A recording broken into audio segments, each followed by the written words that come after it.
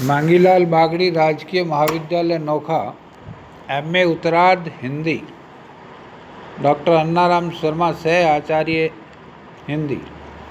प्रिय विद्यार्थियों, हमने विगत कक्षा में ध्वनियों के वर्गीकरण, ध्वनि परिवर्तन के कारण और ध्वनियों के स्वरूप पर विस्तार से चर्चा की थी।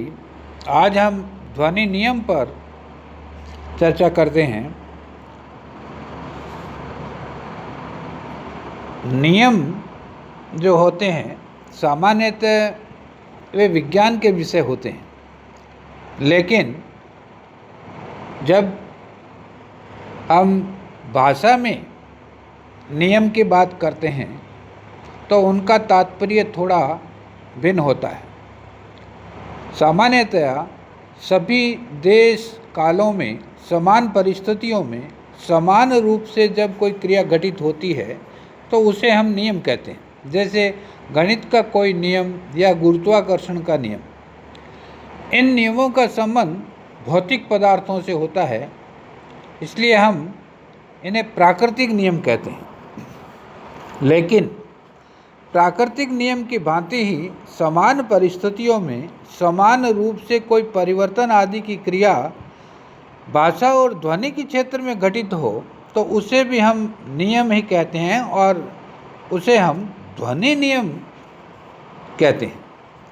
यद्यपि भौतिक पदार्थों में घटित प्राकृतिक नियमों जैसी नियमितता और असंदिग्धता का ध्वनि नियमों में मिलना असंभव ही है, फिर भी अनेक विद्वानों ने भाषा ध्वनियों में होने वाले परिवर्तनों का अध्ययन करके कुछ ऐसे परिवर्तन संबंधी नियम बनाए हैं जिन्हें देखने से ज्ञात होता है कि किसी निश्चित काल में किसी निश्चित देश की किसी निश्चित भाषा की कुछ निश्चित ध्वनियाँ एक विशेष क्रम में परिवर्तित हो जाती है। इसलिए इस निश्चितता और विशिष्टता के आधार पर इन्हें ध्वनि नियमों की संज्ञा दी जानी चाहिए। प्राकृतिक नियम और ध्वनि नियम में अंतर होता है। यद्यपि नियमितता के आधार पर ही ध्वनि नियम बनते हैं, फिर भी प्राकृतिक नियमों जैसी सार्वदेशिकता और सार्वकालिकता का ध्वनि नियमों में होना संभव नहीं है।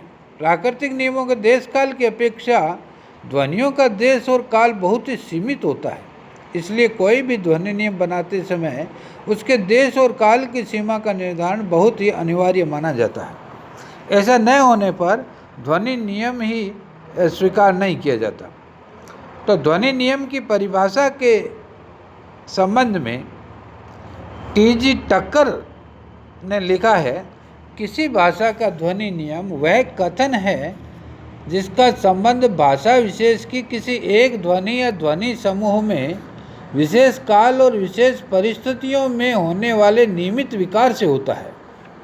इसी प्रकार भारत के भाषाविद डॉक्टर भोलानाथ तिवारी ने अपने ग्रंथ भाषा विज्ञान में कहा है कि किसी विशिष्ट भाषा की कुछ विशिष्ट ध्वनियों में किसी विशिष्ट काल और विशिष्ट दशाओं में हुए नियमित परिवर्तन या विकार को उस भाषा का ध्वनि नियम कहते हैं। तो इन सब परिभाषाओं के आधार पर यदि हम ध्वनि नियम की विशेषताएं देखें तो पहली यह है कि ध्वनि नियम भौतिक विज्ञान आदि के नियमों की भांति सुनिश्चित तथा व्यापक नहीं होते।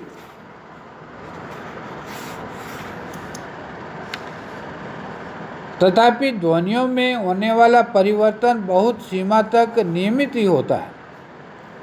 दूसरे सभी ध्वनि नियमों का संबंध भूतकाल में हुए विशिष्ट ध्वन्यात्मक परिवर्तनों से होता है।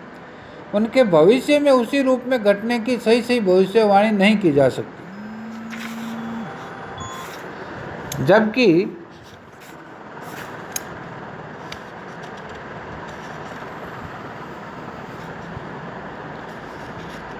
जबकि प्राकृतिक नियमों में भौतिक विज्ञान आदि में इस प्रकार की स्थिति रहती है। एक बार प्रारंभ हुआ ध्वनि परिवर्तन कभी रुकता नहीं है, अभी तो दिशा विशेष में अग्रसर होता रहता है। प्रत्येक ध्वनि नियम का संबंध काल विशेष से होता है। उससे भिन्न काल की ध्वनियों पर वह सार्थक नहीं होता। और प्रत्येक ध्वनि नियम देश विशेष से संबंध रखता है, उससे बाहर की भाषा ध्वनियों पर वह लागू नहीं होता। अगर हम इन विशेषताओं के आधार पर भाषा के या ध्वनियों के कुछ नियमों की चर्चा करें तो ध्वनि नियम का सीधा सीधा अर्थ है मानव भाषा में प्रयुक्त ध्वनियों के परिवर्तन से संबंध रखने वाला नियम। और ऐसे नियमों में जर्मन विद्वान याकोब ग्रिम का बनाया हुआ ग्रिम नियम सर्वाधिक प्रसिद्ध है। ध्वनि नियम के प्रसंग में ग्रिम के साथ साथ ग्रासमैन और वर्नर के नाम भी आते हैं। इन विद्वानों ने भी ग्रिम नियम की त्रुटियों में संशोधन किया और अपने संशोधन प्रस्तुत किए। ग्रिम नियम के अतिरिक्त भी कुछ नियम हैं, जैसे तालव्य नियम, मूर्धन्य नियम, ग्रीक नियम, लैटिन नियम, लेकिन सबसे प्रधान नियम है ग्रिम नियम। ग्रिम नियम क्या है? इस ध्वनि नियम का उल्लेख जर्मन विद्वान याकोब ग्रिम ने सन 1882 ईस्वी के लगभग अपने जर्मन भाषा का व्याकरण शीर्षक ग्रंथ में किया था। उनका यह ध्वनि नियम दो भागों में विभक्त है, जिन्हें प्रथम वर्ण परिवर्तन और द्वितीय वर्ण परिवर्तन के नाम से जाना जाता है। यद्यपि आजकल केवल प्रथम वर्ण परिवर्तन को ही ग्रिम नियम कहते हैं, फिर भी द्वितीय वर्ण परिवर्तन का क्षेत्र सीमित होने के कारण उसे ग्रिम नियम के अंतर्गत लेना ही चाहिए। तो हम दोनों का उल्लेख प्रस्तुतिकरण कर रहे हैं। प्रथम वर्ण परिवर्तन अथवा ग्रिम नियम। प्रथम वर्ण परिवर्तन ही वस्तुतः ग्रिम नियम है। इसका संबंध मूल भारोपीय भाषा की घ ध भ, ग द ब और क त प इन 9 स्पर्श ध्वनियों या व्यंजनों से ही है। घ ध भ, ग द ब और क त प ये 9 स्पर्श ध्वनियाँ हैं। जो व्यंजन हैं, इन ग्रिम नियम का संबंध इन्हीं ध्वनियों से है।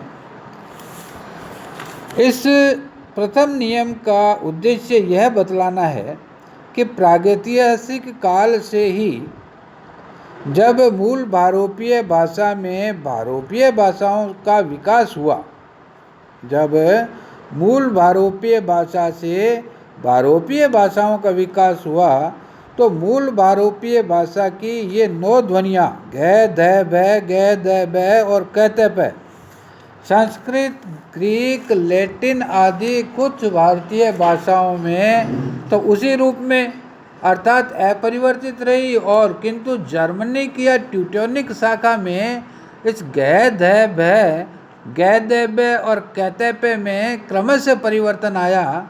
और वो परिवर्तन ग ध ब का ग द ब हो गया, ग द ब का क्रमशः क त प हो गया और क त प का क्रमशः ख थ प। ये इस प्रकार से इन ध्वनियों में परिवर्तन हुआ। तो मूल भारोपीय भाषा की ध्वनियाँ भारोपीय जर्मनिक भाषा में किस प्रकार बदलती है, इसका उल्लेख प्रथम वर्ण परिवर्तन में है। स घोष महाप्राण स्पर्श ध्वनियाँ घ द भ, घ ध भ ये थी। जो घ ध भ थी वो भारोपीय जर्मन भाषा में स घोष अल्प प्राण स्पर्श ग द ब हो गई।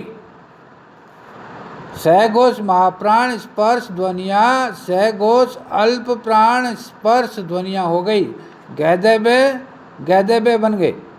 दूसरे जो स घोष अल्प प्राण स्पर्श थे मूल भारोपीय में, वे भारोपीय में अ घोष अल्प प्राण स्पर्श हो गए।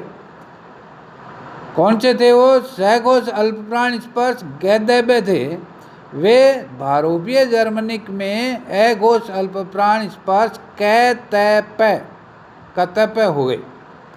इसी प्रकार अ घोष अल्प प्राण स्पर्श जो थे मूल भारोपीय भाषा के क त प, वे घोष महाप्राण स्पर्श हो गए ख थ फ। इस प्रकार मूल भारोपीय भाषा की ध्वनियाँ भारोपीय जर्मन में परिवर्तित हो गई, जबकि भारोपीय संस्कृत, ग्रीक और लैटिन आदि भाषाओं में ये ध्वनियाँ उसी रूप में अपरिवर्तित रहती है। तो ग्रिम नियम को हम इस प्रकार भी समझ सकते हैं कि गैदबे हो गए, गैदबे कहते हो गए और कहते पे हो गए।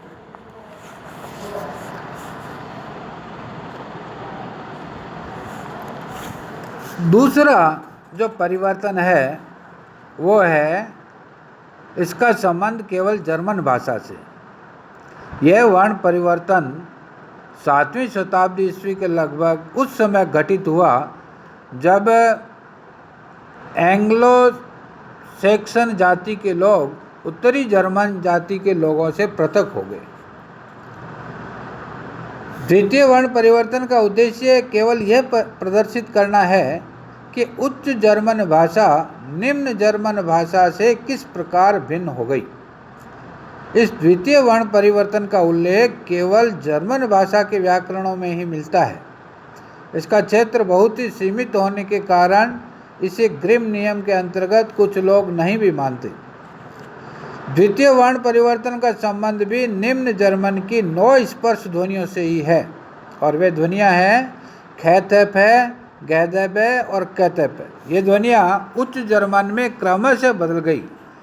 जैसे कहते पे जो थे वो गैदबे हो गए, और गैदबे कहते पे हो गए, और कहते पे का कहते पे हो गया। इस प्रकार द्वितीय वर्ण परिवर्तन का एक त्रिकोण बनता है।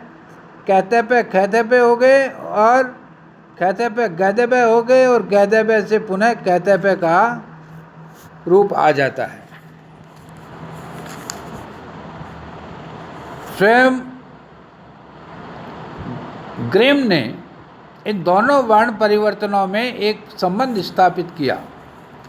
वो संबंध पहला मूल भारोपीय भाषा से निम्न जर्मन निकली और निम्न जर्मन से उच्च जर्मन में ये बदलाव हुआ।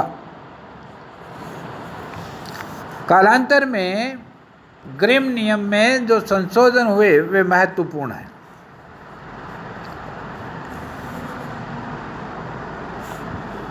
बहुत से अपवाद ग्रिम नियम में थे।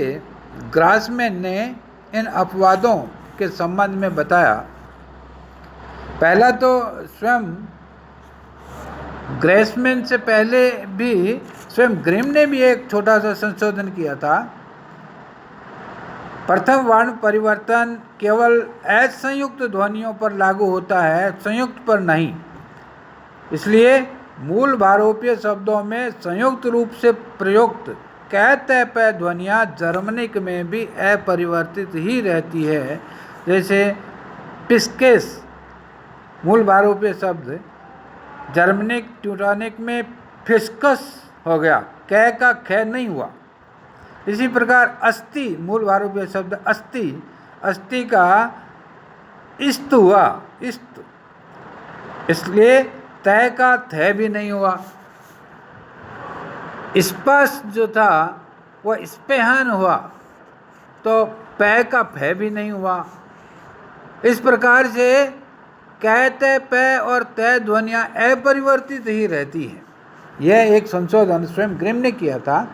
तत्पश्चात ग्रासमैन का परिवर्तन नियम महत्वपूर्ण। जर्मनी के या गॉथी के व्यूदान या बिंदान तथा दाब्ज आदि शब्दों में ब और द ध्वनियाँ ग्रिम नियम के अनुसार मूल भारोपीय भय और ध में द से परिवर्तित ही है। तो ग्रासमैन का संशोधन वस्तुतः संशोधन न होकर एक भ्रम निवारण मात्र है। भ्रम यह था कि विद्वानों ने संस्कृत, ग्रीक आदि के रूपों को मूल भारोपीय भाषा का सच्चा प्रतिनिधि माना हुआ था। इसलिए संस्कृत की ब द ध्वनियाँ गौथी में प और तय के रूप में मिलनी चाहिए थी, किंतु कुछ स्थानों पर ऐसा नहीं मिला। जैसे बोधति, संस्कृत का शब्द है बोधति, गौथी में ये ब्यूदान या बिंदान मिलता है। इसका अर्थ है कि बै और द मिलता है। इसी प्रकार दब, दब से दाब्ज मिलता है। बाद में जब ग्रासमैन ने संस्कृत के बभार, दधामी जैसे रूपों की तुलना ग्रीक के पेफुका, तिथेमी जैसे रूपों से की, तो स्पष्ट हुआ कि मूल भारोपीय भाषा के बभार, दधामी रूपों से ही संस्कृत ग्रीक भाषा के बभार, पेफुका, दधामी, तिथेमी जैसे रूपों का विकास हुआ है। इससे यह भ्रम दूर हो गया है कि संस्कृत, ग्रीक आदि के रूप मूल भारोपीय भाषा का सच्चा प्रतिनिधित्व करते हैं, क्योंकि मूल भारोपीय में जो बभार है, संस्कृत में वह बभार है और ग्रीक में वही पेफुआ है। दूसरे, यह ज्ञात हो गया है कि संस्कृत, ग्रीक आदि भाषाओं के जिन शब्दों में अब एक महाप्राण ध्वनि मिलती है, उन शब्दों में मूल भारोपीय भाषा में 2 महाप्राण ध्वनियाँ थी। अर्थात संस्कृत, ददामी, बभार आदि का मूल रूप मूल भारोपीय भाषा में दधामी और बभार था। इस प्रकार ग्रासमैन ने यह सिद्ध कर दिया कि गौथी के ब्यूदान, दाब्ज आदि रूपों की ब और द ध्वनियाँ मूल भारोपीय में क्रमशः भ और ध थी, और आगे चलकर गौथी या जर्मनिक में उनका ब और द जो है परिवर्तन ग्रिम नियम के अनुसार ही होता है। इसलिए ग्रासमैन का नियम कहते हैं। दूसरे शब्दों में हम कह सकते हैं कि जब ग्रासमैन ने गौथी में प्राप्त ब और द ध्वनि संबंधी भ्रम का निवारण किया, तो ग्रिम नियम के संबंध में यह स्पष्ट हो गया कि ग्रीक, संस्कृत आदि क्लासिकल भाषाओं की गैदब ध्वनियों के स्थान पर जहाँ निम्न जर्मनिक में गैदब ध्वनियाँ मिलती है, वहाँ मूल भारोपीय भाषा में गैदब ध्वनियाँ थी। अर्थात ऐसे स्थलों पर मूल भारोपीय गैदब ध्वनियों का परिवर्तन या विकास निम्न जर्मन की गैदब ध्वनियों में ग्रिम नियम के अनुसार समझना चाहिए, तथा ऐसे स्थलों पर संस्कृत, ग्रीक आदि क्लासिकल भाषाओं की ध्वनियों को मूल भारोपीय भाषा का प्रतिनिधि न मानकर वास्तविक मूल भारोपीय ध्वनियों को खोजना चाहिए, जो निश्चय ही सघोष महाप्राण अर्थात घ, ध, भ थी। मूल भारोपीय सघोष महाप्राण घ, ध, भ ध्वनियाँ निम्न जर्मन में ग्रिम नियमानुसार सदैव सघोष अल्प प्राण गैदब ध्वनियों में ही परिवर्तित होती है, न कि अघोष अल्प प्राण कैतप ध्वनियों में। अतः हम कह सकते हैं कि गौथी के व्युदान, दाब्ज आदि में ब, द ध्वनियाँ ग्रिम नियम के अनुसार ही है। ये जो ग्रासमैन का नियम कहलाता है। तीसरा नियम है वर्नर का संशोधन। मूल भारोपीय में कैतप ध्वनियाँ जो है उनकी स्थिति को लेकर है। मूल भारोपीय कैतप ध्वनियाँ मूल भारोपीय शब्द के प्रारंभ में या उदात्त स्वर के तत्काल बाद आने पर ही वे गौथी या निम्न जर्मन में ग्रिम नियमानुसार ख, थ, प में बदलती है। जो कैतप ध्वनि है, वे ध्वनियाँ शब्द के आरंभ या उदात्त स्वर के तत्काल बाद आने पर ही परिवर्तित होती है ख, थ, प में। जैसे मूल भारोपीय का एक स्थानापन्न शब्द है संस्कृत का भ्राता। भ्राता शब्द गौथिक या निम्न जर्मन में ब्रदर हो जाता है। यहाँ तय से तत्काल पहले भ्राता में टी उदात्त स्वर है, अतः गौथी में तय का विकास थ में ग्रिम नियम के अनुसार हो गया है। अन्यथा मूल भारोपीय के स्थानापन्न संस्कृत शब्द शतम का खुंद हो गया है और सप्तन का शिवुन मिलता है। यहाँ तय और पै के ठीक पूर्व उदात्त न होने के कारण तय और पै ध्वनियाँ तय और पै ध्वनियाँ जो है वो थ फै में परिवर्तित नहीं हुई, अपितु द और बै में परिवर्तित हो गई है। इस प्रकार वार्नर के संशोधन या उपनियम के अनुसार मूल भारोपीय कै तय पै ध्वनियाँ गौती में ख तय पै में ग्रीम नियमानुसार तभी परिवर्तित होती है जब या तो वे मूल भारोपीय भाषा के शब्दों के बिल्कुल प्रारंभ में हो या फिर उनके ठीक पहले उदात्त स्वर हो, अन्यथा ये ध्वनियाँ जर्मनिक में गैदैबे में एक पग आगे परिवर्तित हो जाती है।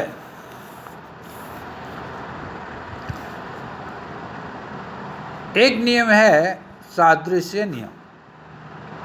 ग्रिम नियम में अंतिम संशोधन सादृश्य के रूप में प्रस्तुत किया गया है, जहाँ ग्रिम नियम से भिन्न प्रकार का ध्वनि परिवर्तन दृष्टिगोचर होता है। वहाँ उस अपवाद का कारण सादृश्य को मानना चाहिए। जैसे मूल भारोपीय स्थानापन्न संस्कृत शब्द ले सकते हैं पिता। पिता का गौथी या अंग्रेजी में फाथर हो गया है, FATHER फादर या फादर। इसी प्रकार माता का माथर हो गया है, MOTHER माथर या मदर। यहाँ तय से ठीक पहले स्वराघात या कहीं कि उदात्त स्वर नहीं है, इसलिए तय का विकास गौती में थ में नहीं होना चाहिए, किंतु मूल भारोपीय स्थानापन्न संस्कृत शब्द भ्राता जो है वो गौती में ब्रादर हो जाता है, भ्रातर हो जाता है। तो तय से ठीक पहले टी उदात्त स्वर होने के कारण तय ध्वनि गौती में थ में परिवर्तित हो जाती है। भ्राता से विकसित ब्रादर या ब्राथर के सादृश्य पर पिता और माता से भी फाथर और माथर का विकास हो गया। इस प्रकार ग्रिम नियम के शेष अपवादों का समाधान सादृश्य उपनियम का आधार पर किया गया है। ये सादृश्य नियम था।